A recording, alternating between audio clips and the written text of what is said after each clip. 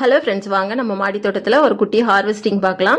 இது பார்த்தீங்கன்னா சொரக்காய் தாங்க. சொரக்காயும் நமக்கு நிறைய காய்கள் கொடுத்துட்டே இருக்குது. வெயில் காலம் ஸ்டார்ட் ஆனதுலேருந்து காயோட சைஸ் பார்த்தீங்கன்னா கொஞ்சம் குட்டி ஆயிடுச்சு. காரணம் மண் சீக்கிரம் காஞ்சிருது இல்லைங்களா, அதனால தான்.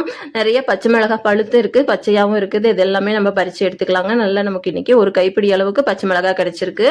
எல்லாமே நல்ல திரட்சியாகவே இருக்குதுங்க. அப்புறம் கத்திரிக்காய் பார்த்தீங்கன்னா 3-4 வெரைட்டி இன்றைக்கி நமக்கு ஹார்வெஸ்ட்டுக்கு ரெடியாக இருக்குதுங்க. அதை எல்லாமே நம்ம பறித்து எடுத்துக்கலாம்.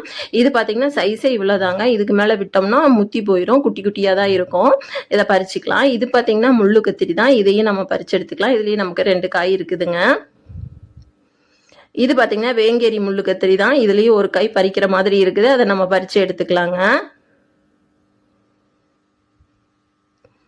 வெள்ளரி பிஞ்சு பாருங்க, வெள்ளரி பிஞ்சு நிறைய விட்டுருக்குதுங்க. இது சேலம் முள்ளு கத்திரி தாங்க. இது நல்லா ஹார்வெஸ்ட்டுக்கு கரெக்டான ஸ்டேஜில் இருக்குங்க. ஆனால் நம்ம ஹார்வெஸ்ட் பண்ண போகிறதில்ல.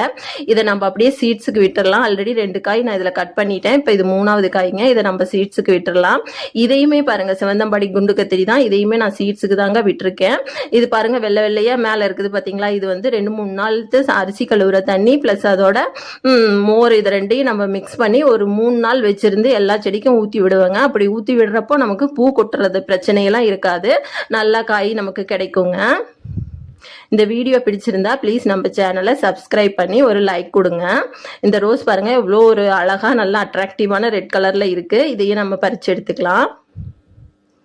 எவ்வளோ சூப்பராக இருக்குது பாருங்கள். நம்ம மாடி தோட்டத்தில் நிறைய ரோஜா செடி, மல்லிகைப்பூ செடியெலாம் இருக்கிறதுனால டெய்லி ஏதாவது ஒரு பூ நம்ம தலைக்கு கிடச்சிட்டே தாங்க இருக்குது. பாருங்கள், இன்னையோட ஹார்வெஸ்டிங் இது தான். நமக்கு கிட்டத்தட்ட பார்த்திங்கன்னா சொரக்காய் நல்ல ஒரு மதிய நான் லஞ்சுக்கு இது தாங்க செய்ய போகிறேன். சொரக்காய், பச்சை மிளகாய், பால் ஊற்றி கடைஞ்சிட போகிறேன். கத்திரிக்காய் பாருங்க, நமக்கு ஒரு 4 வெரைட்டியான கத்திரிக்காய் கிடைச்சிருக்குதுங்க. இது பார்த்தீங்கன்னா முட்டை கத்திரி தான், வெள்ளை கலர்ல இருக்கிறது. அடுத்து 2 கத்திரி, அது என்ன வெரைட்டின்னு தெரியலைங்க.